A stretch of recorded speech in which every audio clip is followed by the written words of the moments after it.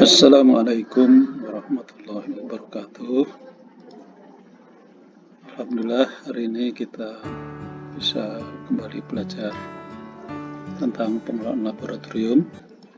Hari ini kita akan membahas tentang administrasi laboratorium. Administrasi laboratorium ini meliputi administrasi gedung atau ruang, administrasi barang, administrasi alat, serta bahan.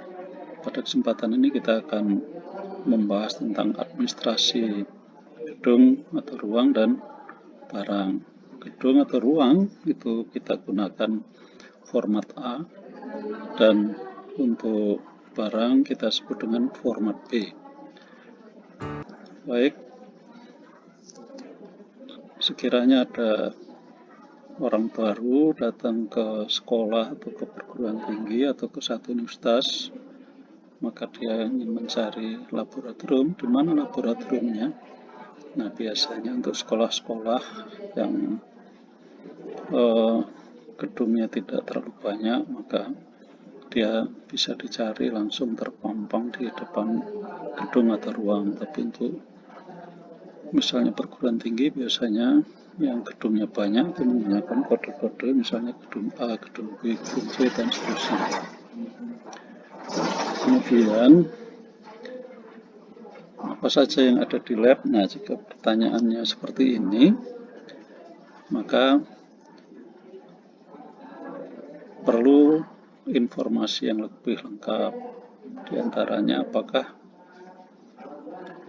fasilitas yang ada di lab tersebut, kemudian ruang apa saja yang ada, bahkan barangkali kalau orang ingin ketemu staf administrasinya ada di mana ruangnya. Nah, maka ini perlu ada tata ruang untuk menggambarkan kondisi lab.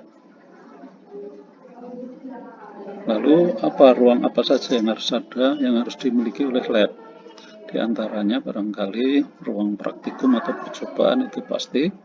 Kemudian ruang staf, ruang laporan, ruang kepala lab, ruang penyimpan barang, barangkali gudang, mungkin juga ruang persiapan, juga perlu toilet dan lain sebagainya. Kemudian bagaimana mengatur dan mengadministrasikan ruang dan barang tersebut? Maka salah satunya menggunakan kode atau label ruang. Perlu juga adanya denah ruang. Kalau dia gedung, ya berarti perlu denah gedung-gedung yang ada di perguruan tinggi atau sekolah tersebut. Lalu untuk barang juga perlu label, bahkan di lemari barangkali ada label yang khusus, serta ada denah juga lemari dan barang yang ada di lab. Nah, ini kegiatan penataan lab diantaranya seperti ini. Perlu ada denah lab, kemudian ada pendataan barang, alat, dan bahan. Kemudian untuk pengadministrasian gedung atau ruang kita gunakan format A. Nah, ini untuk format A yang tanpa indeks, maka ini digunakan untuk menggambarkan lokasi sekolah atau perguruan tinggi secara umum. Nah, ini bisa zaman sekarang ini bisa digunakan Google Map misalnya. Ini misalnya Universitas Muhammadiyah Metro, dia berada di mana, ini bisa digambarkan menggunakan format A.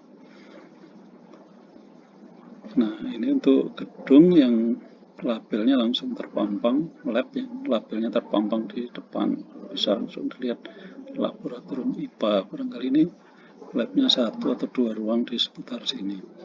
Kemudian format A1 ini adalah denah gedung-gedung yang ada di kampus atau sekolahan di mana dia akan menunjukkan di mana letaknya laboratorium. Nah, ini misalnya seperti ini, laboratorium ada di gedung ini. Ini format A1. Kemudian format A2 ini untuk menggambarkan barangkali gedung tadi tingkat berapa gitu. Misalnya ini untuk gedung lantai 1, maka ruangnya terbagi seperti ini. Pembagian ruang dalam satu gedung ini kita gunakan format A2. Kemudian selain denah, kita juga perlu data masing-masing ruang, dan ini kita gunakan format A3. Misalnya seperti ini, format A3 ini data ruang laboratorium, misalnya ruang kepala lab, ini luasnya sekian, jumlahnya ada berapa, kode ruangnya, dan seterusnya.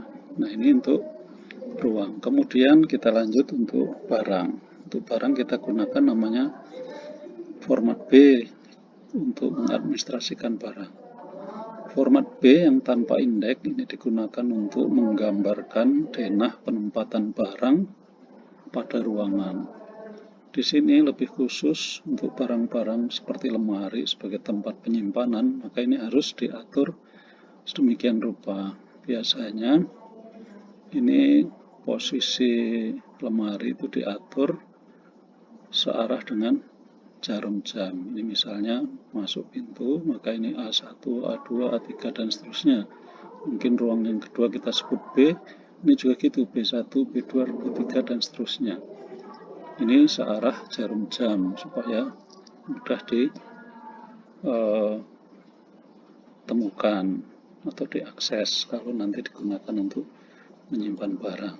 Kemudian di masing-masing lemari penyimpan ini nanti barangkali ada lemari yang terdiri dari banyak rak, maka ini juga harus kita coding. Barangkali lemarinya kita coding ruang garis miring lemari A atau B, kemudian